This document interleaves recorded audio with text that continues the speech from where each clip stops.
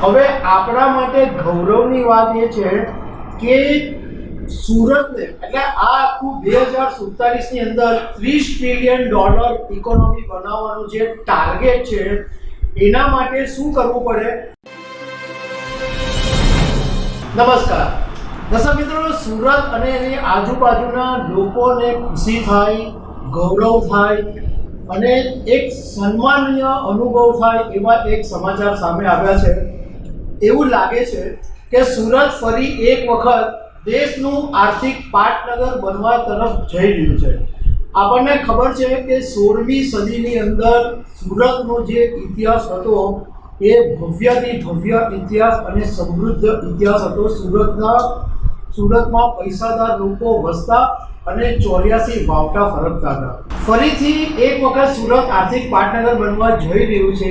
એના વિશે હું તમારી સાથે વાત કરીશ. મારું નામ રાજેશ શાહ છે અને તમે જોઈ રહ્યા છો ખબર છે .com. દર્શક મિત્રો, વાત એમ છે કે તમને ખ્યાલ હશે કે પ્રધાનમંત્રી નરેન્દ્ર મોદીએ એક વખત વાત કરેલી 2047ની અંદર વિકસિત ભારત નિર્માણનું જે વિઝન છે એનું આયોજન કરવામાં આવેલું છે અને એનું જે આખું કામ છે એ નીતિ આયોગને સોંપવામાં આવેલું છે.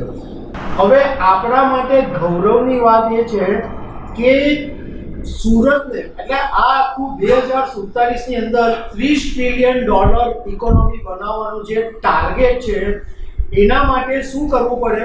તો એ લોકોએ એવું નક્કી કર્યું કે જે શહેરો ઓલરેડી વિકસિત છે, જ્યાં અઢળક વિકાસ થઈ રહ્યો છે, જે ગ્રોથ ફટાફટ જે શહેરોની અંદર થઈ રહ્યો છે એવા શહેરોને પહેલાં પસંદ કરવામાં આવે.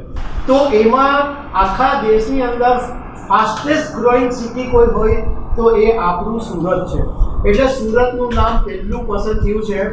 અત્યારે દેશની અંદર જે ફાસ્ટેસ્ટ ગ્રોઈંગ સિટીઝ છે એની અંદર 4 સિટીના નામ પસંદ કરવામાં આવેલા છે. એમાં એક નવી મુંબઈ છે, એક વારાણસી છે અને બીજું એક શહેર છે વિશાખાપટ્ટનમ. પણ આના માટે સુરતમાં સૌથી પહેલા આ લોન્ચ કરવામાં આવ્યું અને આ જે આખો કાર્યક્રમ છે એનું નામ છે economic master plan of Surat economic region growth hub. એનું જે લોન્ચિંગ છે એ આજે સુરતમાં કરવામાં આવ્યું. એટલે આ આપણા માટે એકદમ ગૌરવની વાત છે. આની અંદર એવી રીતના એક વાત નક્કી કરવામાં આવી કે જે સિટીઝ ફાસ્ટેસ્ટ ગ્રોઈંગ કે જે ઝડપથી વિકાસ પામે છે એની આજુબાજુના જે વિસ્તારો છે એટલે એની આજુબાજુના જે જિલ્લાઓ છે એને ટાર્ગેટ કરવા અને એ જે વિસ્તારો હોય એને ઇકોનોમિક ગ્રોથ હબ તરીકે ડેવલપ કરવા એવું એક આયોજન નક્કી કરવામાં આવ્યું છે. હવે આપણે વાત કરીએ સુરતની, તો સુરતની અંદર જે આજુબાજુના 6 જિલ્લાઓ છે એને પસંદ કરવામાં આવ્યા છે. એમાં એક સુરત જિલ્લો, એક નવસારી જિલ્લો, એક ભરૂચ જિલ્લો, એક ડાંગ, એક તાપી અને એક વલસાડ. આ જે 6 જિલ્લાઓ છે એનું ડેવલપમેન્ટ કરવામાં આવશે. એટલે એને ઇકોનોમિક ગ્રોથ હબ તરીકે બનાવવામાં આવશે. એકચ્યુઅલી આ જે વાત છે એ અત્યારે પ્રારંભના સ્ટેજ ઉપર છે. મતલબમાં એમાં એક તૈયારીઓ શરૂ થઈ ગઈ છે. નીતિ આયોગે એક સ્ટેટમેન્ટની અંદર એવું કીધેલું છે કે અમે જે વિસ્તારોની અંદર ગ્રોથ કરવાનું વિચારી રહ્યા છે ત્યાંના સ્થાનિક લોકોને અમે પૂછીને એમનું સજેશન લઈ રહ્યા છે અને અત્યાર સુધીમાં અમને લગભગ 10 લાખ જેટલા સજેશનો મળ્યા છે અને એના આધારે અમે ગ્રોથ પ્લાન નક્કી કરેલો છે.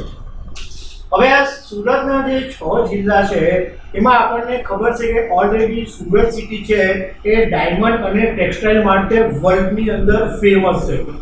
પણ સુરતને મેડિકલ સિટી બનાવવાનું છે, સુરતને એજ્યુકેશન સિટી બનાવવાનું છે, સુરતને ડાયમંડ જ્વેલરી હબ બનાવવાનું છે. ડાયમંડ કટિંગ અને પોલિશિંગમાં સુરત આખા વર્લ્ડની અંદર નંબર 1 છે અને 10માંથી જે 8 હીરા કટિંગ એન્ડ પોલિશિંગ થાય છે એમાંથી 8 હીરા સુરતમાં બને છે. પણ ડાયમંડ જ્વેલરીની અંદર અત્યાર સુધીમાં જે બી ગ્રોથ થયો છે એ કમ્પેરેટિવલી ઓછો છે. એટલે ડાયમંડ જ્વેલરીમાં પણ સુરત એક મોટું યોગદાન આપી શકે છે. બીજું ટેક્સટાઇલ હબ તરીકે છે, પરંતુ ટેક્સટાઇલ પાર્કથી માંડીને બીજા બધા ક્ષેત્રોમાં પણ હજુ મોટો ગ્રોથની શક્યતા છે. એટલે આ બધા જે વિસ્તારો છે એની અંદર આટલું ડેવલપમેન્ટ કરાશે. આ ઉપરાંત ટુરિઝમ ઉપર પણ ખાસ ફોકસ કરવામાં આવેલું છે, કારણ કે ડાંગ જિલ્લો એવો છે કે જ્યાં ભરપૂર નેચર છે, એટલે ત્યાં ટુરિઝમ ડેવલપમેન્ટ થઈ શકે છે. અને આ બધા ઇન્ડસ્ટ્રીઝ જો તમને ડેવલપ કરવા હોય તો એની સાથે સાથે તમારે રેલ, રોડ, એરપોર્ટ, પોર્ટ એના ઇન્ફ્રાસ્ટ્રક્ચર પણ વિકસાવવા પડે. તો એની પણ ચર્ચા ચાલે છે કે આ બધાનું ડેવલપમેન્ટ પણ સાથે સાથે થાય. નીતિ આયોગે એટલે ભારત સરકારે 2047ની અંદર જે $30 ટ્રિલિયન ટાર્ગેટ રાખ્યો છે, એમાં સુરત સૌથી મહત્વનું શહેર છે. એટલે આપણે એમ કહી શકાય કે દેશની મૂરત બદલવા માટે સુરતનો મોટો ફાળો રહેશે. આ તો એકચ્યુઅલી બહુ સારી વાત છે કે આજે સુરતની અંદર આ જે કાર્યક્રમ છે એનું લોન્ચિંગ ચાલી રહ્યું છે. અને સુરત ડુમસ રોડ પર આવેલી લા મેરિડિયન હોટલની અંદર ગુજરાતના મુખ્યમંત્રી ભૂપેન્દ્રભાઈ પટેલની આગેવાની હેઠળ અનેક ઉદ્યોગપતિઓ અને અધિકારીઓ આ કાર્યક્રમમાં ભાગ લઈ રહ્યા છે અને અત્યારે ઓલરેડી ચર્ચા ચાલી રહી છે. બહુ સારી વાત છે કે કમસે કમ તમે ડેવલપમેન્ટ વિશે વિચારો છો, વિકાસ માટે વાત કરી રહ્યા છો, બહુ સરસ છે, એમાં કોઈ વાંધો બી નથી. પરંતુ જોવાનું એ રહેશે કે આ માત્ર હવામાં નહીં રહી જાય, માત્ર કાગળમાં નહીં રહી જાય, માત્ર વાતોના વડા નહીં રહી જાય, એનું ધ્યાન રાખવું પડશે. એકચ્યુઅલી ખરેખર એની પર કામ થાય એ જરૂરી છે. કેટલાક લોકો સુરતના એવું કહી રહ્યા છે કે ભાઈ તમે પહેલાં રસ્તા તો સુધારતા નથી, તો તમે આ બધા ડેવલપમેન્ટની શું વાત કરો છો? તમે શહેરના લોકોને પાણી પહેલાં આપો કે બીજી બધી જરૂરિયાત છે એ પ્રાથમિક જરૂરિયાત પૂરી પાડો, એ નથી પૂરી પાડતા. અને આવા તો તમે ઘણા બધા પબ્લિક પ્રાઇવેટ પાર્ટનરશિપના આયોજનો કરેલા છે. આ જે કાર્યક્રમ છે એ પણ પબ્લિક પ્રાઇવેટ પાર્ટનરશિપ એટલે પીપીપી મોડેલ હેઠળ થવાનું છે. લોકો એમ કહી રહ્યા છે કે ભાઈ પીપીપી હેઠળ તો તમે કેટલું બધું આયોજન કર્યું, તેમાં અત્યાર સુધીમાં તમારું કેટલું ફ્રૂટફુલ થયું.